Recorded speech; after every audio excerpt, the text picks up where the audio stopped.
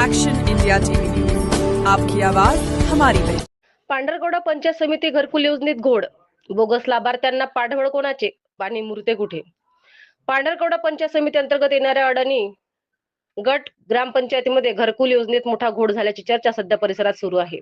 या योजनेत पात्र व खरोखर गरजू लाभार्थ्यांना वंचित ठेवून बोगस व लाभार्थ्यांना घरकुल मंजूर करण्यात आल्याचा आरोप नागरिकांकडून केला जात आहे। स्थानिक नागरिकांच्या म्हणण्यानुसार ज्या कुटुंबांना खऱ्या अर्थाने घरकुलाची गरज आहे अशा अनेक गरजू कुटुंबांना अद्याप या योजनेचा लाभ मिळालेला नाही, तर दुसरीकडे आर्थिक आर्थिकदृष्ट्या सक्षम किंवा घर असलेल्या व्यक्तींना घरकुल मंजूर झाल्याचे समोर येत असल्याचे प्रशासनाच्या कामकाजावर प्रश्न निर्माण झाले आहे।